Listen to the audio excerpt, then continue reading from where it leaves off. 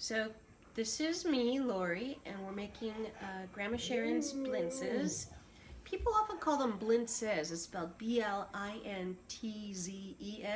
but in my family we always called them Blintzes.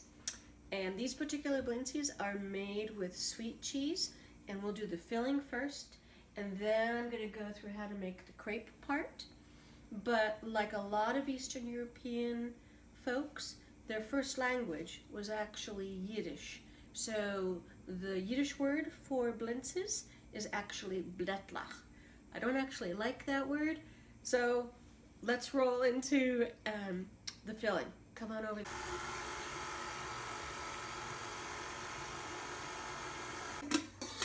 So I have my handy dandy Cuisinart here, and I'm going to be making the filling. And like I said, we use ricotta cheese. Now, if you went to a Trader Joe's and got their ready-made Trader Giotto blintzes, you'd find that they're made with cottage cheese, which is kind of rough and rustic. My grandma and my mom loved more refined things, and so I believe this recipe is actually Austrian. And that's part of the charm about a lot of Jewish recipes, is that wherever they traveled to and whatever culture they assimilated into, they took those recipes and put their own spin on it. So we start with whole ricotta cheese and we pop it in. So let me do that first. And you can be as generous or as miserly as you want. I like to be generous. So in it goes, the whole thing. And we're gonna put the mix in. It's starting to smooth out. And once all the lumps are gone as I go higher, I'm gonna add sugar.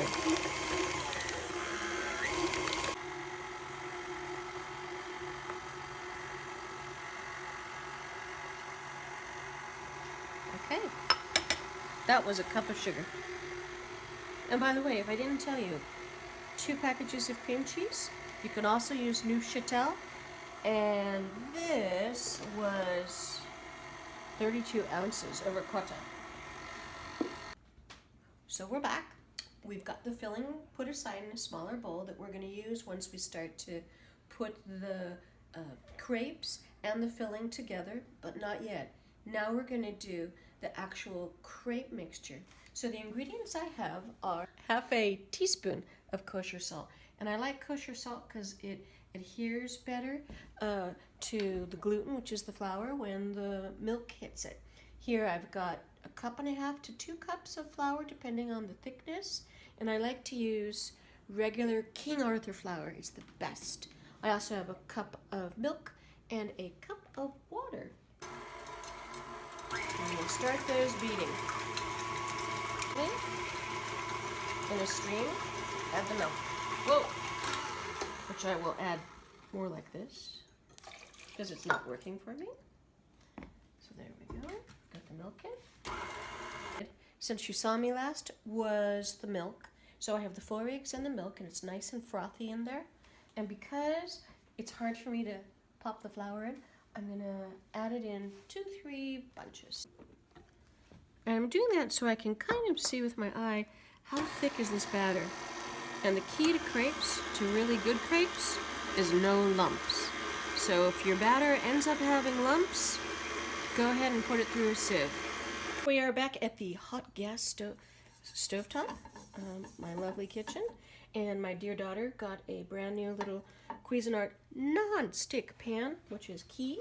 I'm using this beautiful oil called grapeseed, which has a really high flash point, so it can get up to higher temperatures and not burn, which is key. I've got here my little mug, teacup I should say, and I pop it in, quickly flash it through, and boom, any excess, I pop right back in here.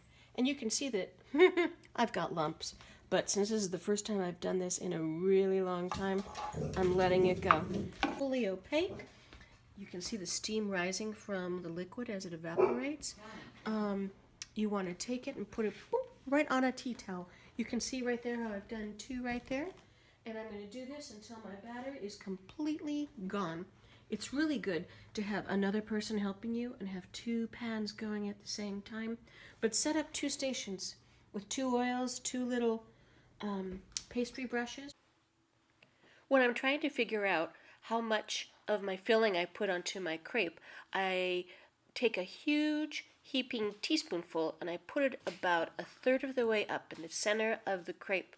And what I'm going to do is fold over the bottom part first, just like I would a burrito, till the filling is fully covered, and then I do the left side and the right side and continue the roll till I have it ready. And as you can see here, I've done all 20 of them. So in about 2 minutes, they're going to be ready to be fried in melted butter in the same fry pan that we used to make the crepes. Of butter, and I took the blintzes and I browned them for about a minute to 2 minutes on each side, and then I put them on a plate and I served them with jam or fresh fruit. Actually, I like them plain. So enjoy, and we'll see you next time. Bye.